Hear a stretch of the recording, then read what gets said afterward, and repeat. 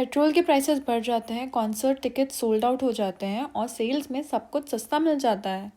कभी सोचा है क्यों? ये सब डिमांड और सप्लाई के रियल लाइफ इफेक्ट है। आज हम समझेंगे कैसे ये दोनों फोर्सेस डिसाइड करते हैं हर चीज़ के प्राइस, चाहे वो पेट्रोल हो, अनियन हो या मूवी टिकट्स। एक शॉर्ट रिकैप करते हैं।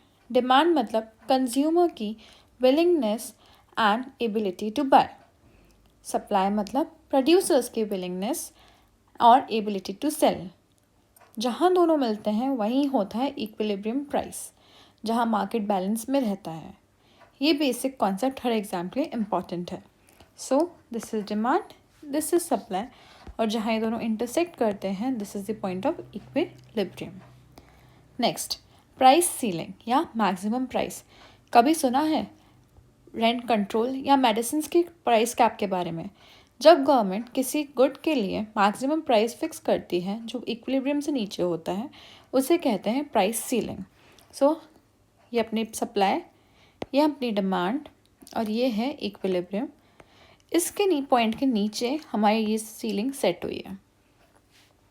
पर्पस होता है प्राइस को अफोर्डेबल बनाना, लेकिन रिजल्ट होता है शॉर्टेज। डिमांड बढ़ जाती है एंड सप्लाई कम हो जाती है। Next, price floor, minimum price. अब उल्टा केस देखो, जब गवर्नमेंट एक मिनिमम प्राइस सेट करती है जैसे एमएसपी या मिनिमम वेजेस, उसे कहते हैं प्राइस फ्लोर। ये प्रोड्यूसर्स को प्रोटेक्ट करता है, पर अगर प्राइस ज़्यादा हो जाए डिमांड कम हो जाती है और मार्केट में सरप्लस क्रिएट हो जाता है। See this is a graph. ये अपनी डिमांड, ये अपनी सप्लाई, ये है पॉइंट ऑफ इक्विलिब्रियम और इसके ऊपर हमने सेट करी प्राइस फ्लोर।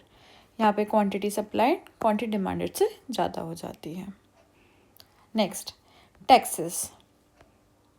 जब गवर्नमेंट किसी गुड पे टैक्स लगाती है जैसे पेट्रोल या अल्कोहल, सप्लाई कर्व ऊपर शिफ्ट हो जाती हैं। प्रोड्यूसर्स को कम मिलता है और कंज्यूमर्स को ज़्यादा पे करना पड़ता है। सी, ये बिना टैक्स के सप्लाई कर्व है, ये डिमांड है, ठीक है। This is our actual point of equilibrium. But tax लगाते ही अपनी जो सप्लाई और टैक्स ऐड करते ही जो अपनी प्राइस होती है वह ऊपर शिफ्ट हो जाती है और सप्लाई कर्व अपवर्ड शिफ्ट हो जाता है। सी, अब ये जो है ये एक्स्ट्रा कंज्यूमर बर्डन है और ये प्रोड्यूसर पे बर्डन है, और हमारी क्वांटिटी डिमांडेड भी कम हो जाती है। इसलिए बोलते हैं प्रोड्यूसर्स को कम मिलता है और कंज्यूमर्स को ज़्यादा पे करना पड़ता है। ये डिफरेंस कहलाता है टैक्स बर्डन। क्या कहलाता है? Tax burden. ये कॉन्सेप्ट फिस्कल पॉलिसी और इनडायरेक्ट टैक्सेशन को भी समझाता है और इसमें बहुत हेल्प करता है। Next, subsidy. सब्सिडी टैक्स का अपोजिट है। यहाँ गवर्नमेंट प्रोड्यूसर्स को हेल्प करती है ताकि कॉस्ट कम हो और सप्लाई बढ़े। एग्जाम्पल, ईवीज और फर्टिलाइजर्स में subsidy, result price fall, production increase होता है।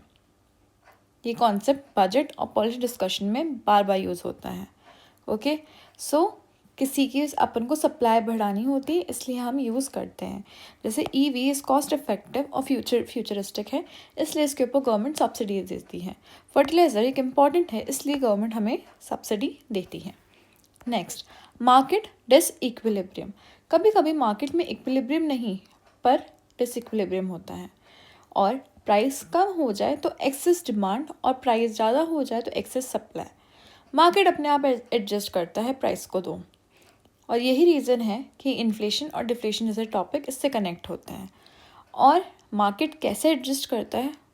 That is the invisible hand of the market. वो ही जानता है वो कैसे करते हैं। सो प्राइस कम, इक्विलिब्रियम, एक्सेस डिमांड हो जाएगी।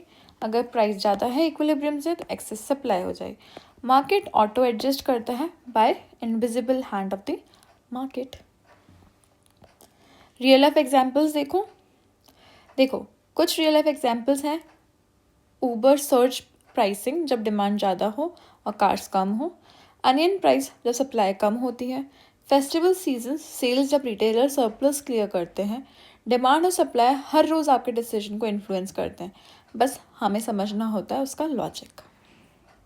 चलो एक क्विक रिकैप करते हैं।